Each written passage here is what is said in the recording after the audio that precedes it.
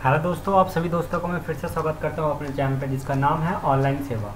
दोस्तों, आज के वीडियो में आप ये सीखेंगे कि टीडीएस की एंट्री हम टैली में कैसे करेंगे। जी हाँ, आपने बिल्कुल सही सुना। ये वो टीडीएस नहीं है जो इनकम टैक्स के अंदर अभी तक आप लोगों ने पढ़ा था या उसकी ट्रीटमेंट करी थी। ये टीडीएस का जीएसटी से रिलेटेड है। तो इसके ऊपर आज ये वीडियो मैं बनाने वाला हूँ। उम्मीद करता हूँ कि आप लोग ये वीडियो देखकर टीडीएस की एंट्री टैली में रिलेटेड टू जीएसटी कैसे करनी है। तो चलिए मैं ये वीडियो स्टार्ट करता हूँ। स्टार्ट करने से पहले दोस्तों, आप सभी दोस्तों से मैं रिक्वेस्ट करना चाहूँगा, प्लीज़ मेरे चैनल को सब्सक्राइब करना ना भूलें। आप सब्सक्राइब करते हैं तो मुझे मोटिवेशन मिलता है और मैं तभी यहाँ पे वीडियो अपलोड कर पाता हूँ। मुझे लगता है कि हाँ, मेरी वीडियो आप लोगों के लिए फ़ायदेमंद है, तभी आप सब्सक्राइब कर रहे हैं और शेयर कर रहे हैं। अगर ये सब्सक्राइबर नहीं बढ़े तो मुझे लगेगा कि मेरी वीडियो आप लोगों के लिए किसी भी काम नहीं आ रही, तो फिर यहाँ वीडियो डालने का मेरा कोई भी मतलब नहीं बनता। और चलिए स्टार्ट करते हैं। वैसे भी कई दोस्तों ने टीडीएस के ऊपर रिक्वेस्ट की है कि टीडीएस से रिलेटेड मैं टैली में कुछ एंट्री करके दिखाऊं, उसके ऊपर वीडियो बनाकर दिखाऊं। तो एंट्री करने से पहले दोस्तों ये चीज़ समझना बहुत ज़रूरी है कि टीडीएस जो जीएसटी में आया है उसका कंसेप्ट क्या है। तो ये चीज़ मैं आपको आज स्लाइड के थ्रू समझाने वाला हूँ। उम्मीद करता हूँ कि आपको ये समझ में आए। ना है तो प्लीज़ मुझे माफ़ कर दीजिएगा, क्योंकि जितना हो सके मैंने इसे आसान करने की कोशिश करी है। तो चलिए हम स्टार्ट करते हैं। देखिए, टीडीएस ऑन जीएसटी सेक्शन 51 क्या कहता है। सेक्शन 51 आप ऑनलाइन स्टडी कर सकते हैं। आप लिख दीजिएगा जीएसटी सेक्शन 51, उसकी पूरी की पूरी डिटेल आपके सामने आ जाएगी, आप उसे पढ़ लीजिएगा। अब एक टीडीएस ऑन जीएसटी सेक्शन 51 क्या है, ये चीज़ जानना बहुत ज़रूरी है। और जो दोस्त ऑनलाइन क्लासेस लेना चाहते हैं मुझसे, आप इस नंबर पे कांटेक्ट कर सकते हैं। इस नंबर पे बात करिए, आपको ऑनलाइन क्लासेस भी दिया जाएगा। तो हम बात कर रहे हैं टीडीएस ऑन जीएसटी सेक्शन 51। दोस्तों, ये चीज़ जानना ज़रूरी है कि जो जीएसटी में टीडीएस आया है आखिर वो क्या है, ये कब डिडक्ट होगा और कब नहीं होगा। तो मैंने कुछ एग्जांपल बनाया है, उसके थ्रू मैं आपको समझा देता हूँ। सबसे पहले, who deduct TDS in GST. GST के अंदर टीडीएस कौन काटेगा। तो इसके मैंने 4 कैटेगरी बनाए हैं। वो 4 कैटेगरी में से एक तो है गवर्नमेंट डिपार्टमेंट, दूसरी है गवर्नमेंट एजेंट, और जो तीसरी है वो लोकल अथॉरिटी है। अगर इन तीनों में से किसी को भी आपने सर्विस या गुड्स प्रोवाइड किया, तो जब ये आपको पेमेंट करेंगे तो उस टाइम पे आपका जो टोटल अमाउंट बन रहा होगा उसके ऊपर ये 1% डिडक्ट कर लेंगे। और गवर्नमेंट चाहे वो स्टेट लेवल पे हो या सेंट्रल लेवल पे।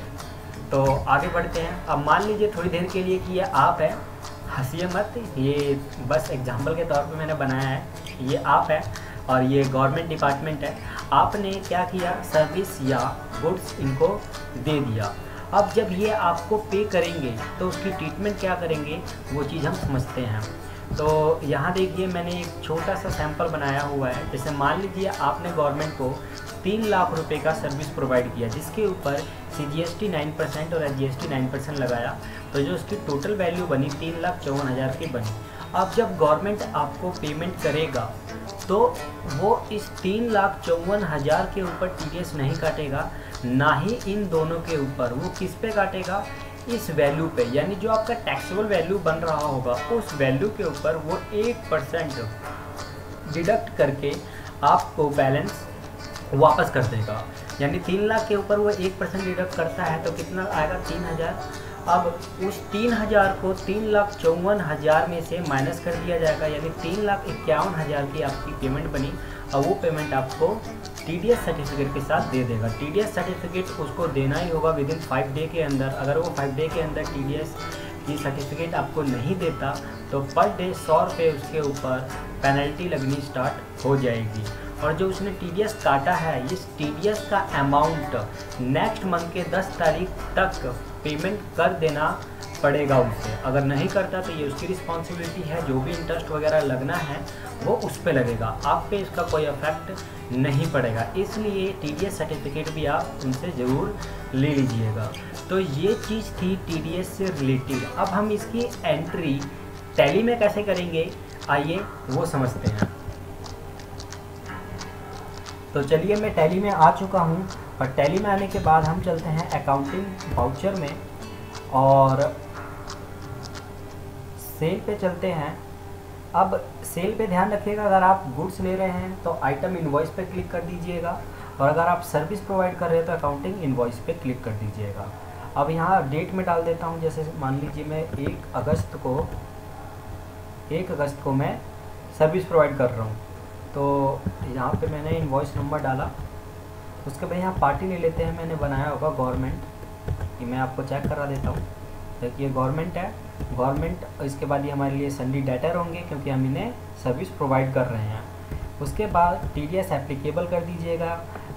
ये कैसे होगा, F11 F3 में चले जाइएगा आप, और यहाँ पे देखिएगा ये TDS यस कर दीजिएगा। ये जब भी करिएगा जब आप TDS काट रहे होंगे या फिर सामने वाला पार्टी TDS काट रहा होगा, वरना इस ऑप्शन को नो रहने दीजिएगा। उसके बाद ये ऑप्शन यस करके यहाँ पे सारे अपने से रिलेटेड इन्फॉर्मेशन फिल करना है, पार्टी का कुछ भी नहीं फिल करना, आप अपने से रिलेटेड यहाँ पे सारे के सारे इन्फॉर्मेशन फिल करेंगे जो भी चीज़ की डिमांड है। और सामने वाले पार्टी के पास अगर पेन नहीं है तो आप 20% काट सकते हैं, according to income tax law ये कहता है। लेकिन चलिए हम इनकम टैक्स के बारे में नहीं पढ़ रहे, हम पढ़ रहे हैं GST के बारे में जिसके अंदर TDS आया है। उसके बाद आप इसे सेव कर दीजिएगा, और उसके बाद आपको क्या करना है, यहाँ पे जैसे कि मैंने ये सर्विस बनाया हुआ है, सर्विस प्रोवाइड, यानी ये मैंने किसके अंदर लिया हुआ है मैं चेक करवा देता हूँ। मैं सर्विस दे रहा हूँ तो ये मेरे लिए इनडायरेक्ट इनकम है, इसलिए मैंने इनडायरेक्ट इनकम के अंदर लिया। GST एप्लीकेबल करना है और इसको यस करके इसके सारे डिटेल फिल कर दीजिएगा, HSN कोड, डिस्क्रिप्शन, उसका ये टैक्सेबल वैल्यू है 18%, 99% ये अपने आप डिडक्ट कर लेगा। उसके बाद आप इसे सेव कर दीजिएगा, सर्विस ले लीजिएगा और TDS एप्लीकेबल करके TDS on alt C press करके आपको बनाना होगा। पुराने वाले टैली में क्या होता था कि इन्होंने पहले से TDS से जो नेचर ऑफ पेमेंट होते थे उनको ये टैली में बना के रखते थे, तो हम सिंपल सेलेक्ट कर लिया करते थे। लेकिन अगर इसके अंदर नहीं मिलता तो यहाँ पे ऑल्ट C प्रेस कर दीजिएगा, यहाँ पे सेक्शन वगैरह डिफाइन कर दीजिएगा। जैसे मैंने नाम दे दिया TDS ऑन सर्विस। आप ऑनलाइन चेक कर लीजिएगा कि इसका नेचर ऑफ पेमेंट क्या है। उसके बाद सेक्शन डाल दीजिएगा, जैसे मैं 51 डाल रहा हूँ क्योंकि 51 के अकॉर्डिंग ही गवर्नमेंट इसके ऊपर 1% TDS काटेगी। उसके बाद पेमेंट कोड डाल दीजिएगा, जो उसका पेमेंट कोड होगा, और रेट कितना होगा 1%, और लिमिट डाल दीजिएगा कि अगर 2.5 लाख से ऊपर अगर आप सर्विस प्रोवाइड करते हैं गवर्नमेंट को तो वो आपसे TDS काटेगी, वरना नहीं काटेगी। एप्लीकेबल कब होगा ये 1/7/17 से। उसके बाद इसे आप सेव कर दीजिएगा।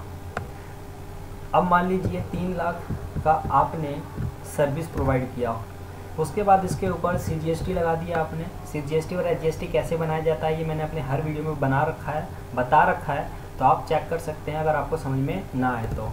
उसके बाद HGST सेलेक्ट कर लीजिएगा। उसके बाद आपको कुछ नहीं करना, सिंपल इसे सेव कर दीजिए रेफरेंस नंबर डाल के।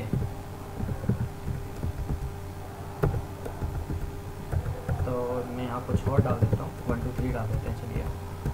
उसके बाद इसे सेव कर दीजिएगा, ठीक है। अब देखिए इसका इफेक्ट कहाँ कहाँ पड़ा हुआ है। एक तो हम बैलेंस शीट में चलते हैं, ऑल्ट F1। यहाँ पे देखिए ड्यूटी एंड टैक्स के अंदर आप CGST भी ओपन करेंगे तो इसमें भी गवर्नमेंट का आ जाएगा। एक तो ये बैलेंस शीट में जाकर जुड़ गया ड्यूटी एंड टैक्स के अंदर।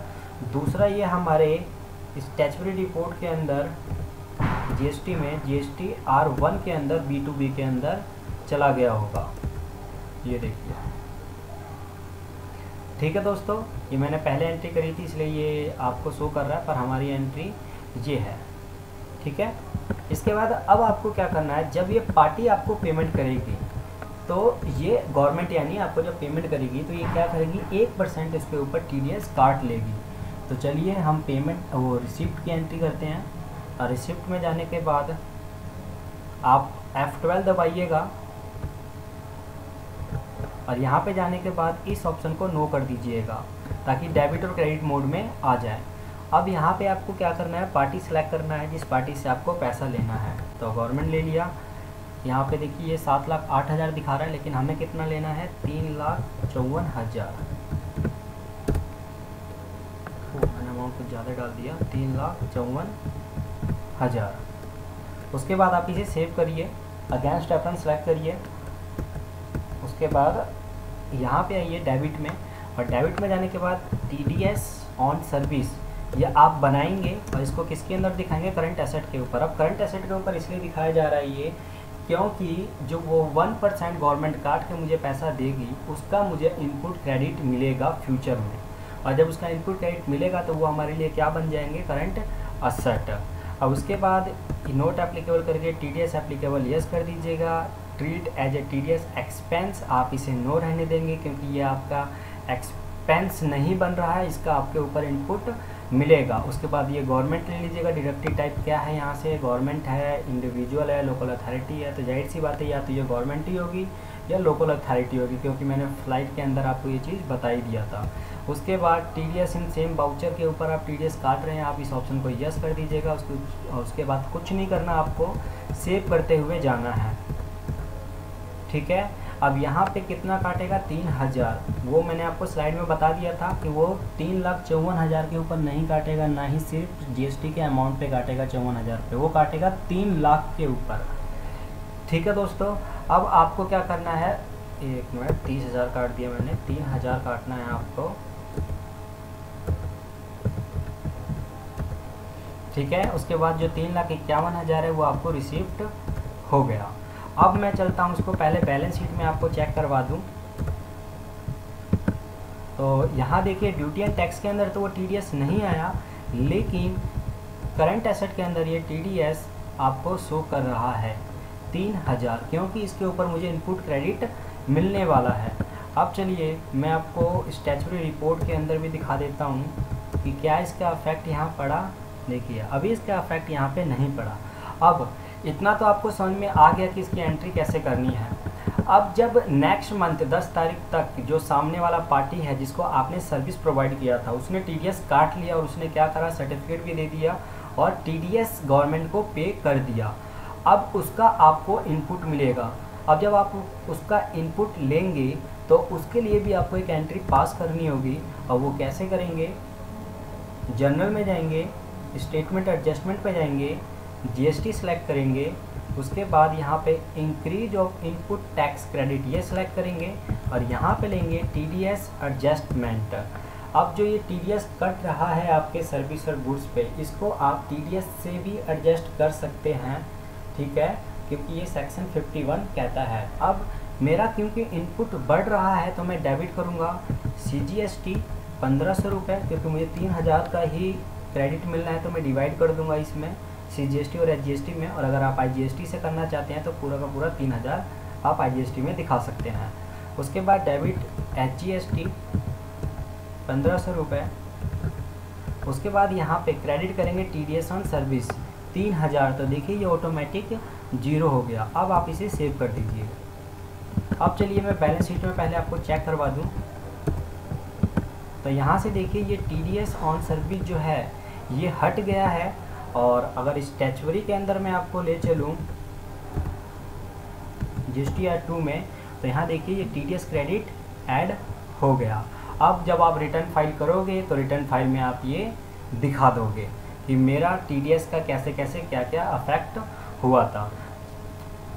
तो उम्मीद करता हूँ कि अब आपको TDS के बारे में समझ में आ गया होगा दोस्तों कि हम टैली में इसकी एंट्री कब करेंगे और कैसे करेंगे। मुझे नहीं लगता कि मेरे कई ऐसे अकाउंटेंट होंगे जिनको इस एंट्री की ज़रूरत पड़ेगी, और जिनको ज़रूरत पड़ेगी उनके लिए ये वीडियो फ़ायदेमंद ही है। अगले वीडियो में मैं आपको TCS के बारे में और ITS रिसीव के बारे में बताऊँगा। तो नेक्स्ट वीडियो के लिए आप मेरे चैनल को सब्सक्राइब कर लीजिएगा, ताकि जब मैं यहाँ वीडियो डालूँ तो आप लोगों तक उसका नोटिफिकेशन पहुँच जाए और आप उस वीडियो को देख सकें। थैंक यू दोस्तों।